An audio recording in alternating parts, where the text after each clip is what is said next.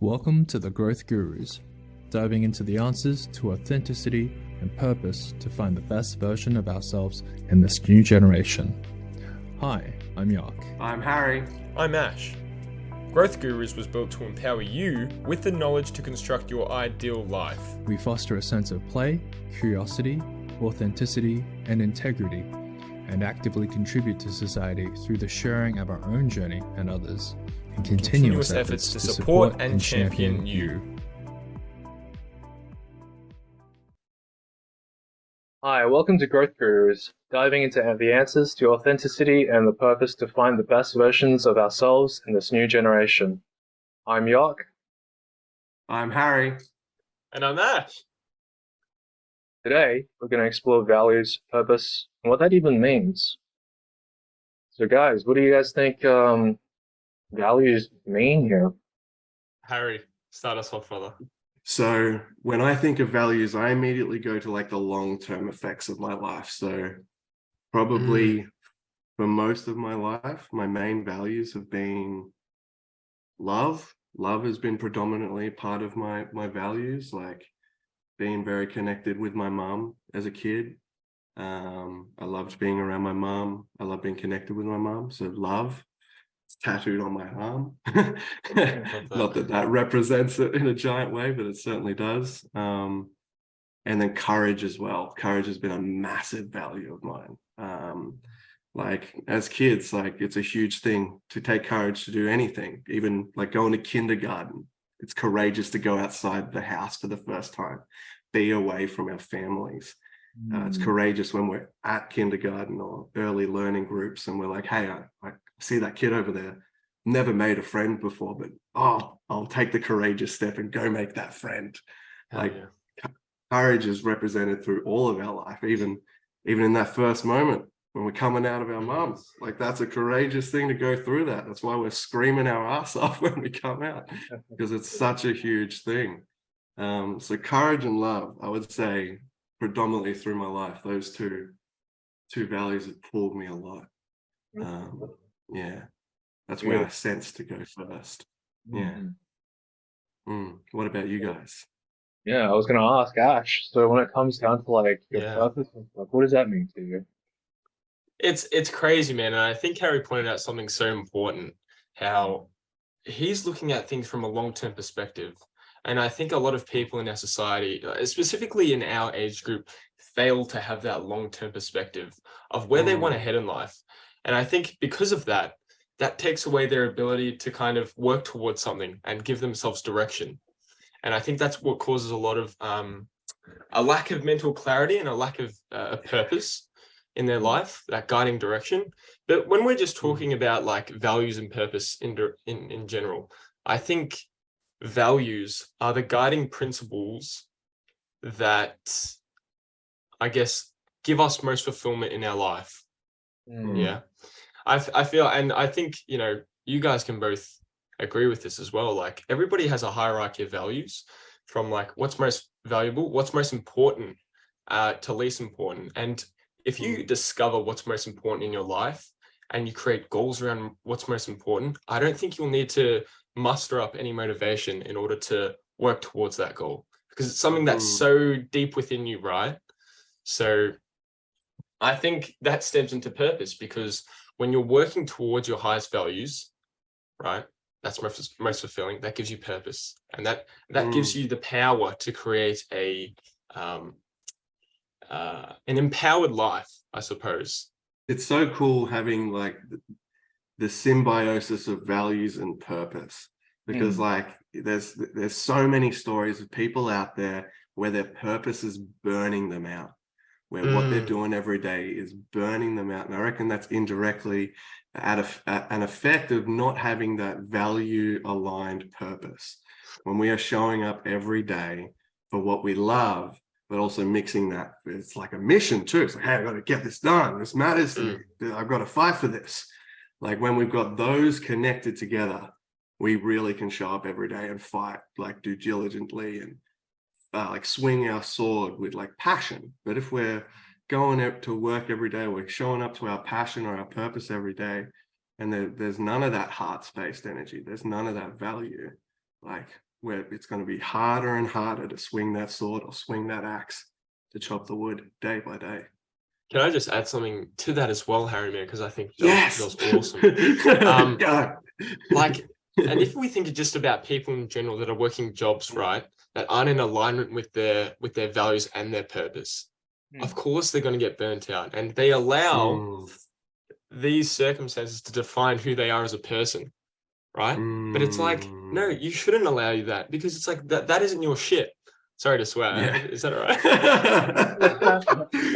It's true though, right? And because they're like, let's say for example, they're lazy at their job, or they're not performing up to the standards, right? And then they get told off for that, and that allows them to, you know, break themselves down. It affects their self-confidence. But it's like, dude, that's not the place you're meant to be in the first place. Of course you're not going to put in the time and effort because you don't value what you're doing, right? So I think it's something that's so common nowadays, with people compromising their values and their purpose for, I don't know, a 9-to-5 that they don't like. Yeah.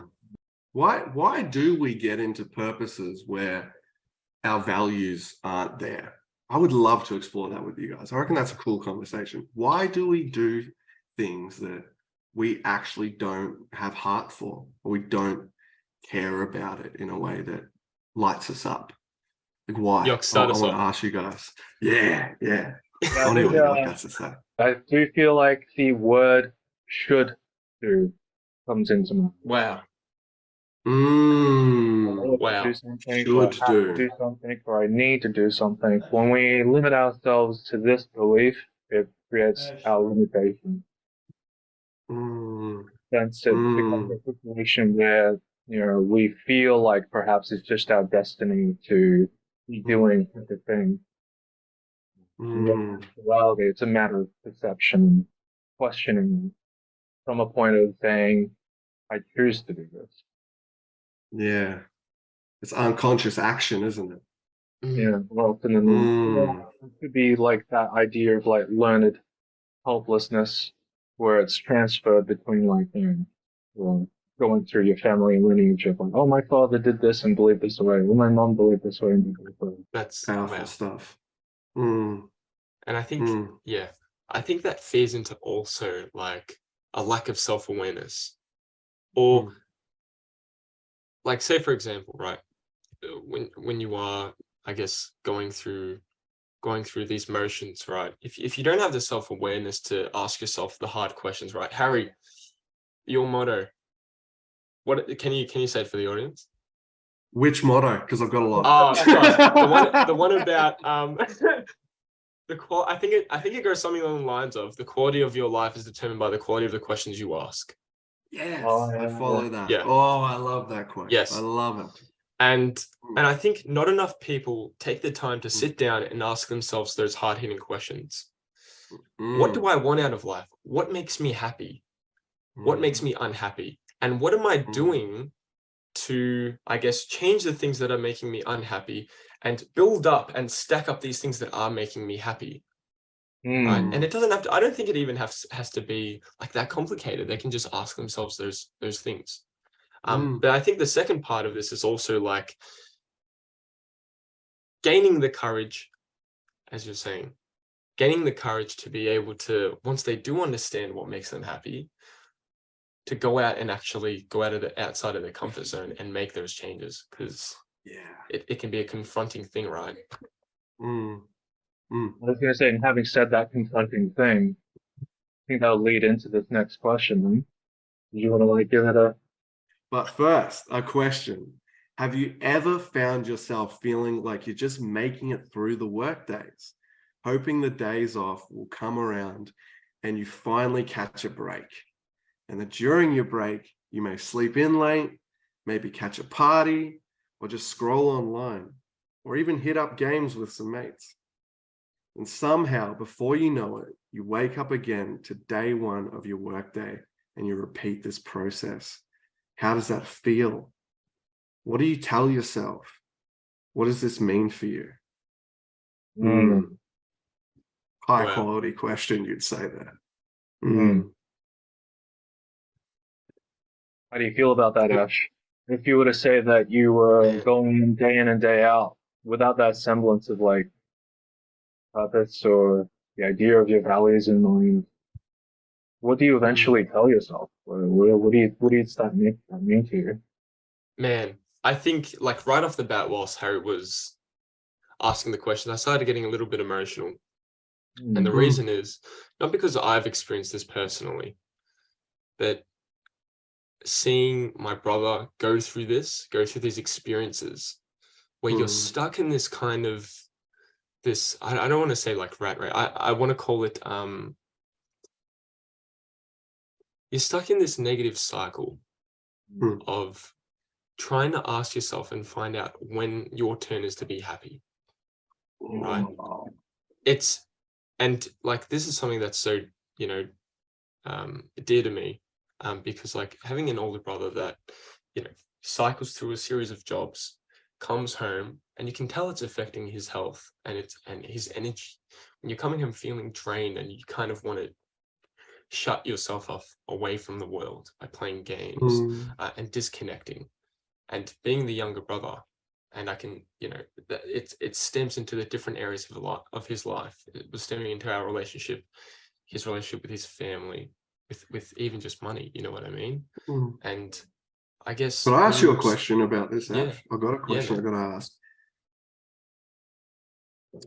Something I've noticed with my own relationship, and I'm curious about your relationship. Is it a weird connection to learn from his negative process that helps you with your process? Is that a weird thing? I want to know. I just wanted to ask. Weird in what way, brother? Like weird as in like, is it weird that as he is experiencing that tough time, that tough cycle, is it weird that you learn from that? Like, what's your experience of learning from that? Do you know what I mean? Because we learn from everybody around us. I'm just curious what it's like to learn from him when he's in this cycle. One thing that I will note is that I think it's one thing to, like, when I was observing this, because obviously he's good now. When I was observing this, I could have listed out like a million things that he should have done. Hey, sorry guys, Jazz, do you mind just shutting the window? Sorry guys. Thank you, Jazz. Lawnmower starting out there. What are the chances now?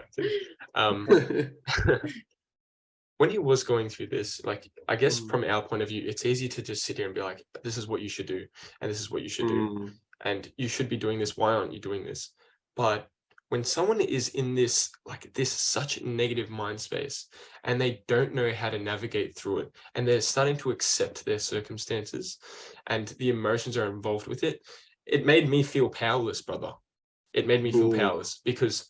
And I guess that's part of the reason why I started getting into coaching as well, because I didn't know what to do, man. I honestly felt helpless. And that was so upsetting for me, right? When you see someone, when you see someone of your family that you look up to, and they literally Where are the tools? Where are the tools? Yeah. So in a way, like I personally have never been able to go through that because I guess from a young age, well, not from a young age, but I think the thing that binds us three in common is that we were all into self-development and we all asked those questions early on. So we all got some more direction, but I don't think he did.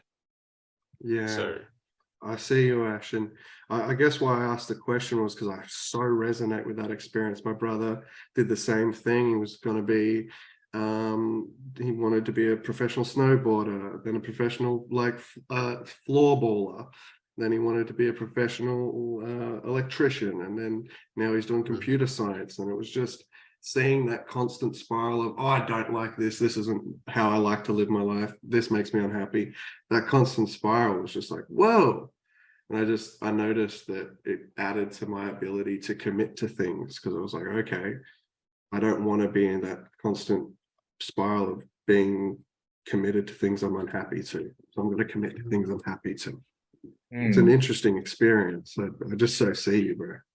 The painful experience that your brother is enduring, he's not experiencing that alone. Yeah, the limiting belief of saying that, like, you're not good enough, or this is all you're going to be, or you're in that downward spiral, so to speak, and you can't realize how to get out of it. That affects people around you also. More importantly than ever, the fact that we want to pursue these values, figure out our purpose, aligning ourselves in that sense, to be what we truly want to be. Because it's not just for ourselves, for families, for friends, for your partner, husband, wife. Can I just ask, like, I think while we're here, deep in this discussion, I'm sure there's many people that are listening to our podcast that have felt this. What's one piece of advice that you would give them? And I know we're about to do values and purpose, which is like so powerful. But if you had a friend that was going through this, with the experiences that you guys have had, what would you tell them? I reckon in this, to the context, the phrase, everybody is doing the best they can with what they're given, is like generally true. And when you're talking about an individual's journey, you can bring a horse to water, but you can't force it to drink. Is especially true.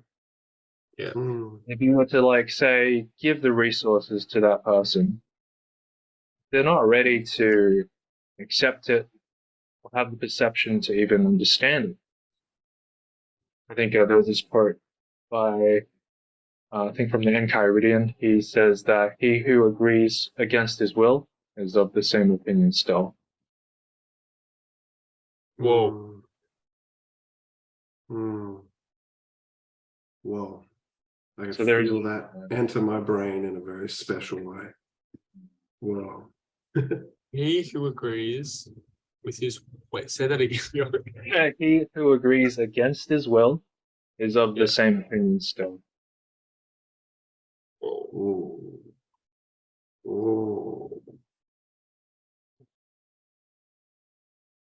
Yeah, and I think I also challenge that on a second sense, is that perhaps we're coming from a place of ego almost as well, right? If we're coming from a place of, oh, I need to help this person, it's not really thinking on the other person's behalf. Sometimes in these moments, and especially with family, I guess sometimes the best thing you can do is just be there to listen. And then kind of just be grateful that you can have that in your mind, the gratitude of having that moment with that person. And that maybe potential of support and helping them in the future. And your quote, what came up for me when you said that quote, Yok, was if we go against our will, like in that split second that we do that, we're self-abandoning. We're abandoning ourselves, and we cannot help anybody if we don't have ourselves. We can't. Powerful stuff, Yok. That was huge. Well, Awesome and shit, as you're mentioning, Harry, on top of that, as you just mentioned, is that yes, people struggle to abandon themselves when they're in that downward spiral. When your self-esteem and your self-belief is low, you will cling onto whatever's left in order to keep any semblance of your identity. Yeah. So cool. Kind of like when you're talking about love. How are you capable of properly loving someone if you don't have enough love within yourself? You become this situation where you desperately cling on to love for yourself, and that comes out in perhaps ugly ways where and come up as conditional love because there's just not enough to give. There's not a system that allows it to flow out beautifully. Your own love is conditional, so it's a big deal. Oh yeah. Just one thing that I want to share, lads, if that's all right. Yeah. No, not at all. No. Thanks, fellas. Stop. Yeah. Stop. Go for it, champion. I think as well, like, that just feeds into that that general idea that like your internal circumstance is a reflection of your external circumstances as well, huh? The way you feel about yourself is the way you feel about the world. A man who can't trust himself will never be able to trust the world. Yeah. 100%. The internal ripples into the external always. It is a weird concept to constantly get a grasp of. Oh, not weird. I'm going to stop using the word weird. I've used it too much today. No, I don't think Yoko or I even realized, brother. Yeah, it was not on my mind, hey? And I think that's very telling of what you're saying, Ash, and what you're also like reverberating there, Harry, is what we believe is what we perceive, right? You know, we didn't perceive, as a microcosm just then, we didn't perceive you saying weird as weird in the slightest. We didn't even notice it. We were believing is this love and like your support. So oh, I love it. I love it. I love it. That's some upper tier thinking, York. I guess what came up for me too is when I label something as weird, it makes me more curious to go into it. I don't know. Maybe from chucking the label on, I create the distance from it. But I actually was like, oh, but I want to know more about what I'm talking about, not just label it as weird. I don't. Yeah, so I just wanted to add something small that I think is good to reassure someone that's going through these type of experiences. And the thing is, like, it's one of the principles that govern the world, which is like every failure that you go through or every obstacle will always plant the seed for equal success. So even if you are going through a lot of crap right now, it's never going to stay that way. Right, you will go through a period afterwards where, you know, life does get better and then you start to find your stride. It's just the way the world works. That's straight up some Buddhism stuff. There's this quote like this moment shall pass, and as with every single moment that we live through, and that applies sadly with all the good times. But how are we supposed to enjoy the good times if we don't have the bad times? Right? So, Oh yeah. Oh yeah. Harry, I wanted to hear as well from you, brother. What piece of advice would you give someone that's feeling lost right now? Lost, particularly in the space of purpose and values alignment too.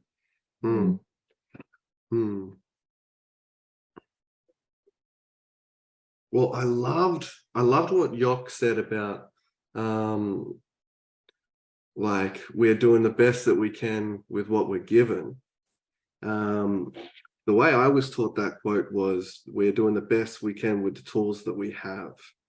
And I remember when I heard that at 17 years old, from that moment on, I just saw myself as an accumulation of tools. Like the where I can go, what I can do depends on the tools that I have within me and that I have around me.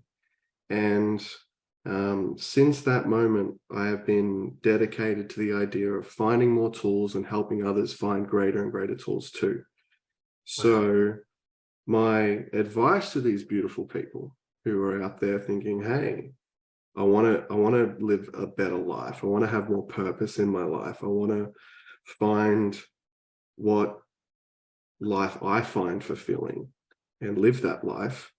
I say, embark on the journey of bettering your tools, finding more tools, because it's the only way we can actually better our lives. It's by bettering our tools. So yeah, I'll keep it short and sweet in that sense. Go and find greater tools. Go find people that are out there throwing hammers at you. Like, go find beautiful people out there that really want you to be your best, because they're out there. Like us three people right here, our heart's intention with other people in our life, especially our clients we work with, all we want to do is be like, take these tools, better your life, please. Like, come on, let's go. Let's live that better life, because the extraordinary world is out there. And so many of us are fighting to create that extraordinary world more and more and more. So go after it. Well said. Thank you. Yeah. And whoever's listening to this, please listen to the words that is a part of this quote, because it's so powerful. And we were talking about this before with like your internal environment being a reflection of your external environment. So your beliefs become your thoughts become your words become your actions become your habits, and your habits become your values, and your values become your destiny. And that's a quote by Mahatma Gandhi. So powerful. So powerful. The systemization there of all those amazing things are incredible. Oh, like, oh man, how were you meant to be successful in your career?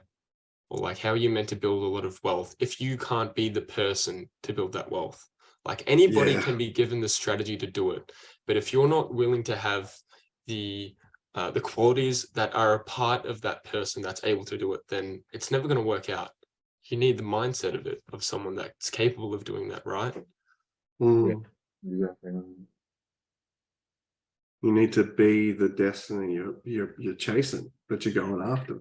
If it's not as a result of you, it can't exist. It's all as a result of you. And abiding by this quote, let's dive into how we can develop our destiny through our values and thoughts. To add a sense of participation with you guys, the audience, we're going to explore it as if it's between a client and a coach. Sounds good. We'll be the coaches. And I'll be the client. So, by the way, guys, this is my first time exploring these values. So, yeah, if you're in the audience and you're listening, please follow on through, because you will get just as much as value out of this as I do. So please, if you have a pen and paper, jump in, roll in this together. Let's do it. Ordinarily speaking, we could ask the question like, oh, like, who are you? What do you believe in? And getting directly into it. But when we're talking about the ideal average day, something that we can maintain every day and something that we want to pursue as a goal, when we go through these questions, we put ourselves in the position of like imagining these points in time really vividly. You can close your eyes to imagine as well if you want as we go. But in asking these questions, you'll kind of like, well, almost figure out things as they come to you. Some more often than not, get surprised that they even have like these thoughts in their minds. And it comes from that quote that you just mentioned, like Gandhi, about how once we decide to perceive them into our minds, it starts becoming your belief and eventually your destiny. That's huge. That's huge. And I think why the ideal average day is so different to just their normal goal setting is that so many of us get caught in the big dream-like experiences that are like so grand and amazing. And that stuff's awesome. Like, I so one day would love to like own a massive home that I really love on a property that I adore. Like, that's awesome to focus on and have. But the ideal average day also, it takes care of the small stuff in life that maybe we do consider mundane, but the more and more we focus on the life we want to live on a holistic sense, on a scale of big to small, small to big, it really helps us create that really accurate picture of the future we want to live, rather than just all the best stuff or all the shiny diamond stuff. It's really a bigger picture. I love that. It's not just dopamine fueled, yes. Like you're talking to before, like the shiny objects. It's realistic, but your best realistic version of how you want to spend your day. Exactly. And like I find like so many of us, the most pleasurable moments of our day maybe be that 7 a.m. moment where we have a coffee and we're sitting outside on one of our rocky chairs that maybe it's old and crappy, but it's our chair and we love it. We're just sitting out watching a sunrise, just going, fuck yeah, I love my life. Maybe that small moment is the best moment ever. Yeah. Yeah. In short, it's almost like asking these questions is focusing on mastering the mind versus the material. That's cool. I like that. 100%. I like that. Can I just say, guys? Yeah. This is amazing, right? This is everything. This is so dope. This is everything that I knew it was going to be. And I'm sure the audience are getting a lot of value in it. And I'm sure that they're thinking of different things as well that, you know, how they could pitch into the conversation. Oh, yeah. And how it relates to their lives. So, yeah. Like the way we help people has been 1 week ahead of ourselves. And we are exploring questions that some people never, ever explore. This is huge, guys. I'm loving this. 100%. 100%. All right, fellas. Should we dive into it? Okay. So do we want to do this like full-blown closing your eyes, Ash, or do we? Let's do it. All right. All right. Let's immerse ourselves. And just as a immersion for the audience as well, we may not get enough time to finish this, but I think if we put a link in the show notes so that the audience can see what we're going through and maybe ask themselves these questions, they can complete it. So guys, this is just like a portion of it if we don't get through it in today's episode. Great plan. Okay. Well, Ash, let's go through your ideal average day. Are you ready to go through this, my brother? 100%, man. I love it. Are you feeling comfortable? Very comfortable. You excited to explore? Over the moon. Yes. Okay. Excellent. All right. I invite you to close your eyes, Ash. And what we'll do is we'll set ourselves up of going to your ideal average day, and then Yok will ask you the first few questions, but I'll take you there. So I want you to imagine yourself right now. You're in your chair, sitting exactly as you are whilst we record this podcast. And I just want you to be sitting in yourself. Feel your breath. Notice the things going around in your body. And I invite you to slowly float up from yourself. Your body is going to stay where it is, but you're going to float up. You just start floating up towards the roof of your bedroom. Float up. And as you get closer to the roof, just watch yourself float through the roof and go up and up towards the sky. And as you look down, do you see a house underneath you? Can you see that? Oh, nice. And I just want you to look up now and float towards the sky and pick a cloud. Have you found your cloud that you've picked? No, nice. Just go sit on that cloud now. Sit on it. And I want you to imagine a portal open in front of you. Now, do you see the portal? Yeah. What color is the portal? Purple. Purple, nice. It is purple. Yeah. And I just want you to walk or float over towards that portal and just allow yourself to go through it. And as you're going into this portal, you start to float through time. Years start flying by. And as years fly by, you notice yourself getting closer and closer to a destination. What year is this destination, Ash? 2031. 2031.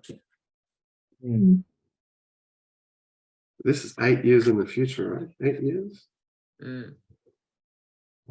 Wow. 8 years in the future.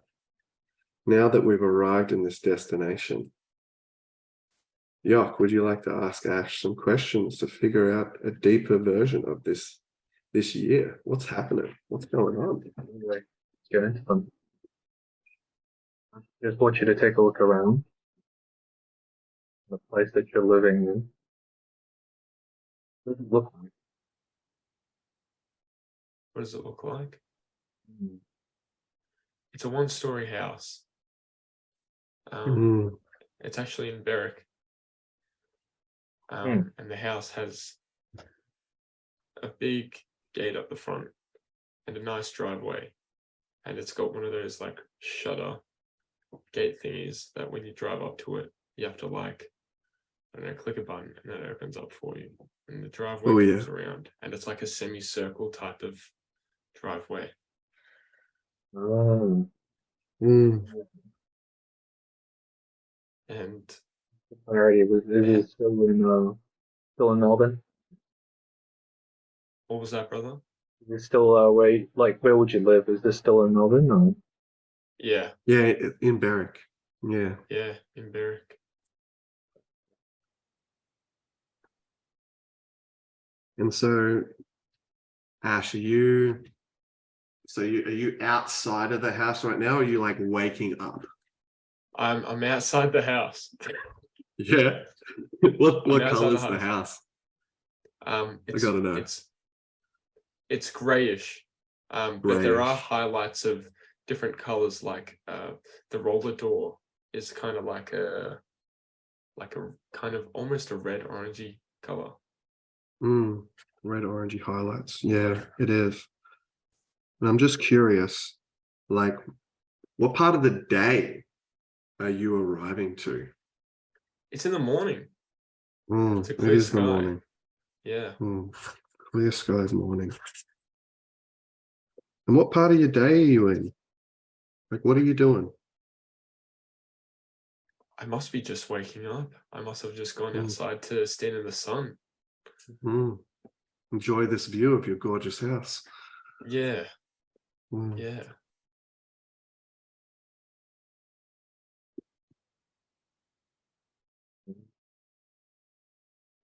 I'm talking about after you've woken up, go into like your kitchen, have your breakfast. What kind of breakfast would you be having? What kind of breakfast would I be having? Wow. I mean, I'm a bit of a sweet tooth, but I do like something high protein. 4 eggs, avocado toast, or high protein pancakes, or French toast. All the above. All the above.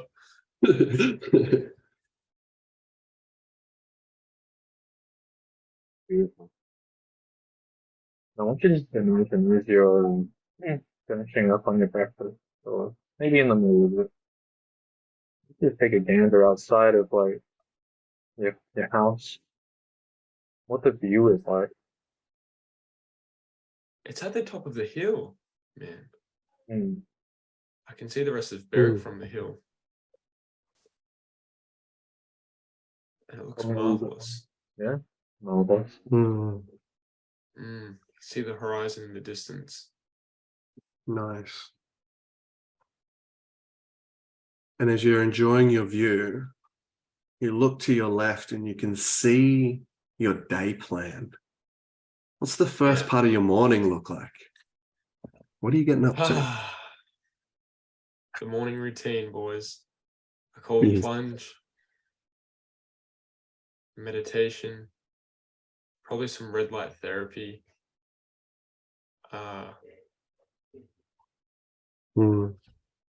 May do some reading, an hour of reading. And then I'll get the day started. I'll look at what I've planned for the rest of the day, whether it's working on the business, meetings, things like that. So you're working on a business there. Tell me about this business of yours. Yeah. What are you doing? Who are you brother, serving? I'm still a chiropractor at this time. And I'm working 2.5 days, 3 days a week, but the majority of my time is spent on this business, which is mindset mentoring for the youth. Mm, So, I do love you want me that. to go into full detail about it? Well, tell me about what you're going to do that day Oh, in yeah, business. I would love to know absolutely. that. I want to know about that day. Mm. That's a good question, man.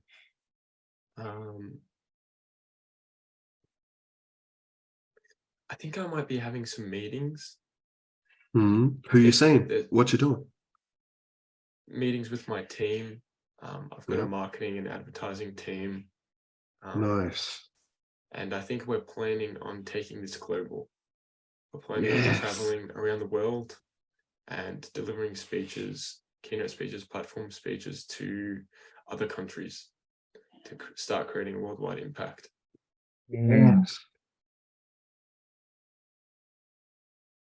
Breaking into.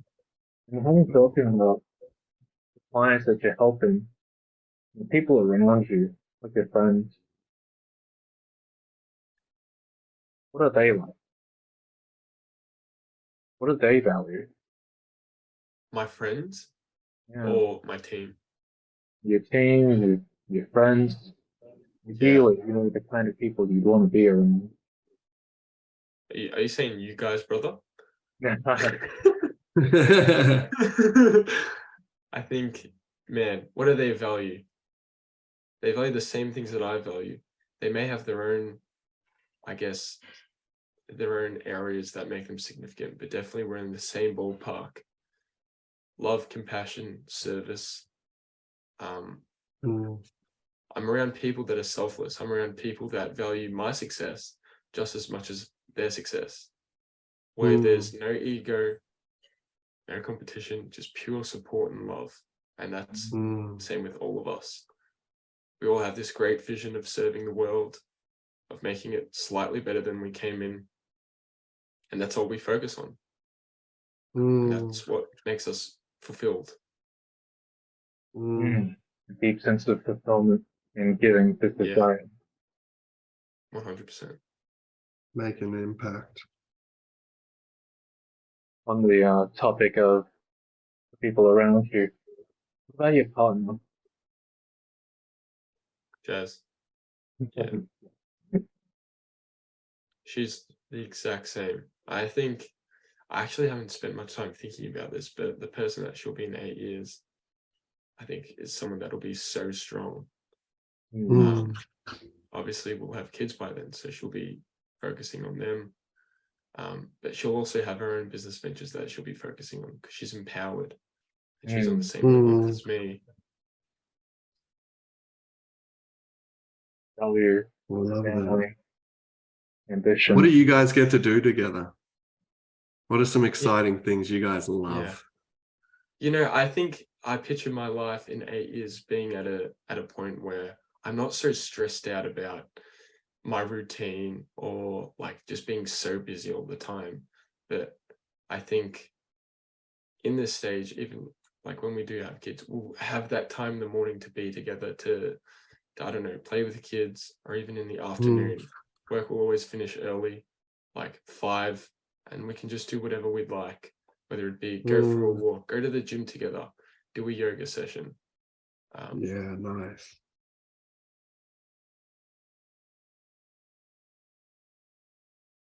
And tying into that question, when we're talking about that sense of purpose, what would you do for personal fulfillment? What would I do for personal fulfillment? Good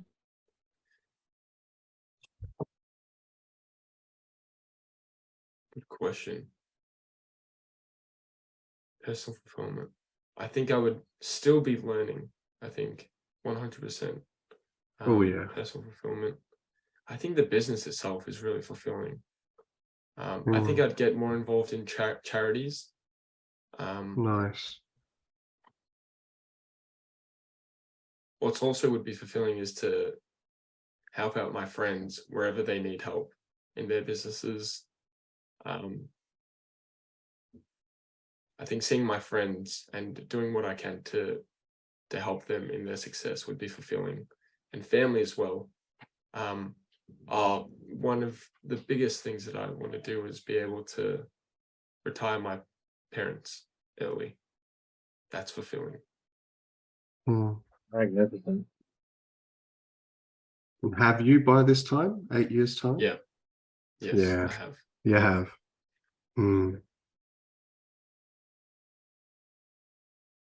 Strong value of family.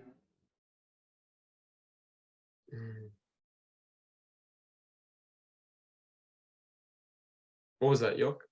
I was saying a strong value of family. Yeah, Mm. 100%. Mm. None of this means anything without them. Yeah. What life purpose are you striving towards every day, 8 years in the future? Wow, what a question. What life purpose?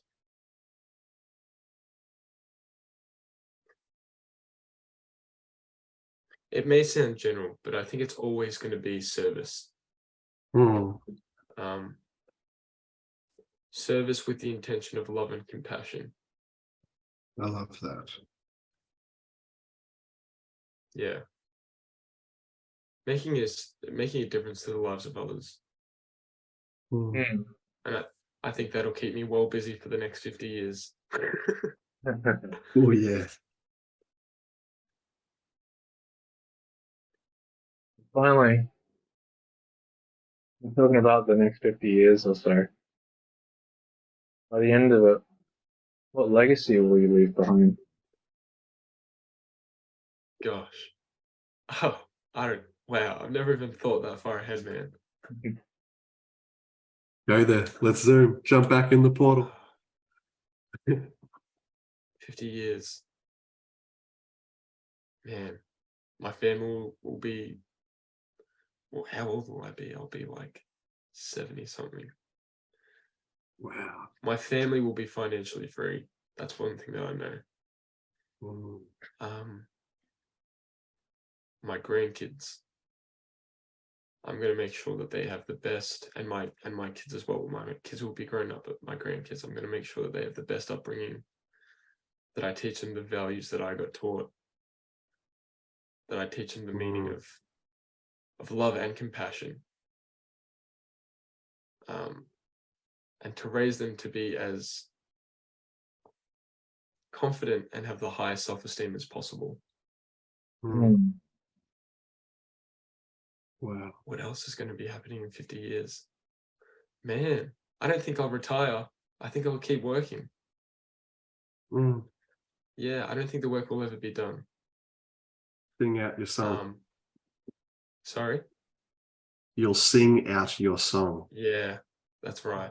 I'll be with my friends still, wherever we are around the world. Like we're never going to lose contact. Oh, yeah.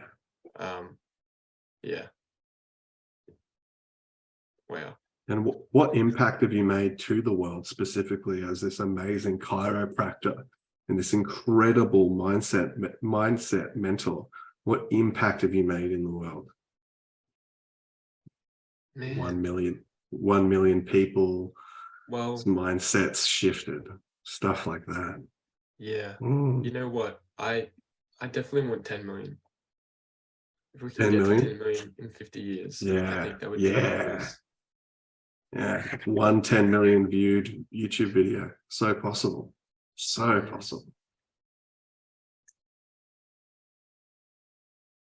10 million lives that have been changed for the better. I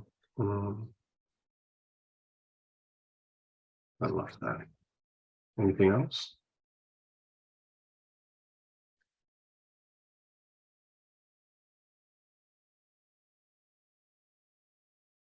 That's all I can think of right now. That's incredible. Okay. Well, my friend, close those eyes once more if that's okay. Just enjoy that space whilst you're there, the connection to 2031 and also 2073. Just enjoy that. Enjoy what you got to see. And just come back. come back into you of now, 2023, inspired to chase after all those amazing things. Well, not even chase. Be inspired to watch them come to you as you walk towards them. Yeah. And come back. How's that, man? Man, that was amazing. I've never done that. Never. I've visualized before what I want life to be like when I, by 2031, but like never in that detail, and especially not 50 years in advance. Yeah, it's huge, man. And do I hear the lawnmower guy screaming at your window? No, I'm breaking this. I'm sorry. I was like, what? Huh? I had to break your state. I had to. Thanks, bro. That was amazing. That was amazing. Yeah. And anybody that is listening to this, please follow that along at home. Like, when you go through these experiences and you're able to identify how you want your life to look like in the future and build that bridge, it makes the journey so much more clearer and so much more easier. So please get clear on where you want to be in life. And did you notice the difference in between like connecting with the big dreamlike things and then seeing the smaller things, the mundane things? Yeah. What was that 100%. like?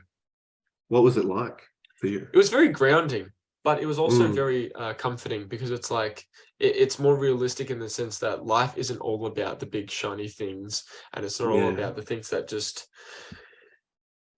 are so high dopamine and so high, it's more about putting yourself in a place of where you want to be realistically. Yeah. In that perfect balance. Achievable. It's an achievable experience. Yeah. 100%. And I just wanted to check in with Yok. Do we need to wrap up? Do we need to like sweep things up as quick as we can right now? Because it's 1 minute past 12:30. Yeah. So let's do the outro. Let's do it. Let's do it. All right, guys. Wow. That's it for this week's episode. And remember, growth is best achieved together. Spread the word of this podcast, share the love, invite others to join into our growing community, because together we're building a family of like-minded people who will inspire each other to reach new heights and to create their brighter future. Yeah, make sure also to follow us on social media. Our handles are in the show notes down below. Feel free to reach out and say hi. Thank you for being part of our journey, and stay tuned for more empowering episodes to come. Until next time, keep growing, keep connecting, and keep making a positive impact. But most importantly, keep being you.